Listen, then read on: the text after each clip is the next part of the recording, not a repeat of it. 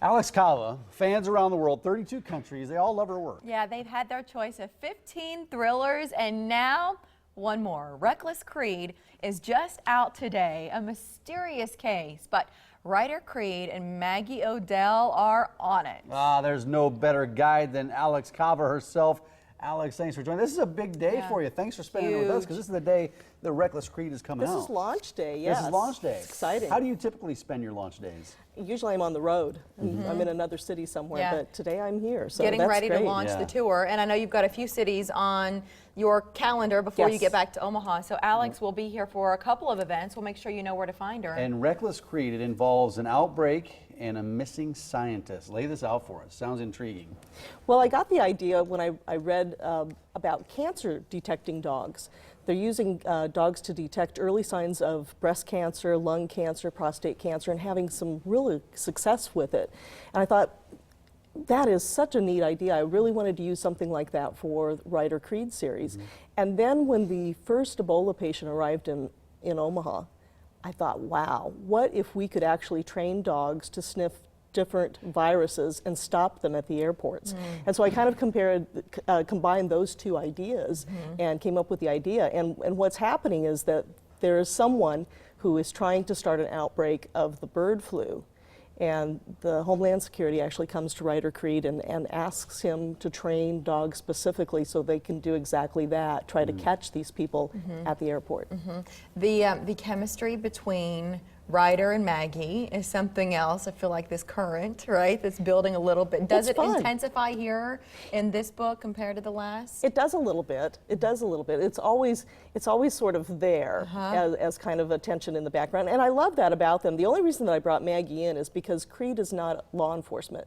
So I wanted Maggie to come in and sort of put the pieces together for the readers and do the investigation. And it's sort of a plus that there's this tension between them, and that kind of helps. And you talk about the dog. How much research went into this book? When you talk about some of the scientific stuff and the dog, and how much research did you have to do for that? A lot, a lot. It's a lot of going online. It's a lot of talking to experts. Last summer I had the opportunity to go to a Canine Cop Conference, so I met a lot of dog handlers from Homeland Security, from the White House, from just a whole lot of walks of life, and just talking to them and how they handle the dogs and what they have to do. I love dogs, so I always thought that I knew a lot about dogs until I started doing this, and their capabilities are so amazing. I mean, they have over 300 scent receptors, whereas we have like about 300 million, whereas we have 5 million. Wow. And that's how different it is.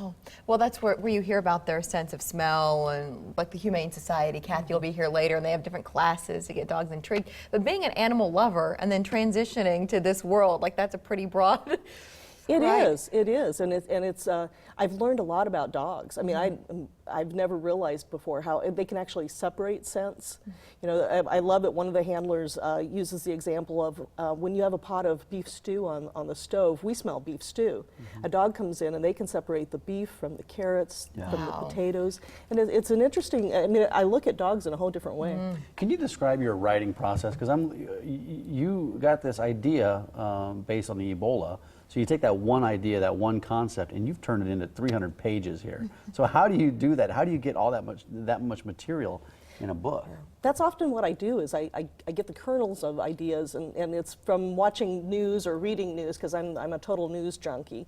And I take pieces like that, and then I start asking questions. And I start filling up like about 2 notebooks of just research stuff and dialogue in my head, because I hear voices in my head that need to be written down. And by the time that I sit down to write, I've got a lot of material to just sit down and sift through and put together.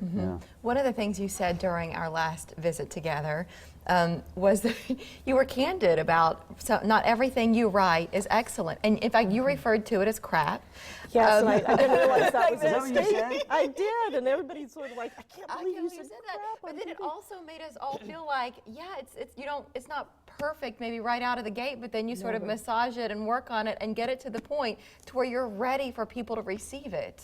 I think what people don't understand is that a writer's job is a job, and we have to sit down every time that we need to write a book and write. We can't just wait until the muse hits us or wait until inspiration. We have to sit down and write, and oftentimes that's not easy. Coming up with the ideas is the fun part, but sitting down and writing is always the grueling part. And you have to sit down and you have to write and write and write. And sometimes It made you more human, and I love that. I really, looking back on it, love that idea. Today's the day. Reckless Creed is out. It's on Amazon. It's other places that books are sold. But you also have a tour, and you're going to be in Omaha for some stops.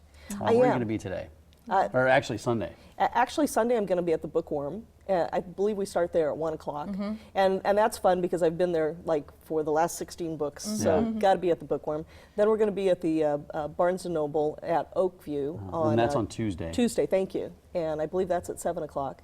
And then the following weekend, on Saturday, we're going to be at the Seward Memorial Library. And Chapters Books is sponsoring that. And it's going to be 18 area authors. And I'm going to sort of moderate and introduce them to the audience. We've got a lot of really talented people in this state. Fantastic. So much going on. Alex Kava and her 16th thriller available today. Log on to alexkava.com to learn more about it. And number 17 is? Lost Creed. I'm going to get into the mystery of his sister. Would you come back and tell us about it? I would love to. On launch day. Okay, I'm not going to ask. Like Too much. Monsters Thanks, cake and Alex. eat We it too. appreciate it. Thank you. Thank you. It's good to have a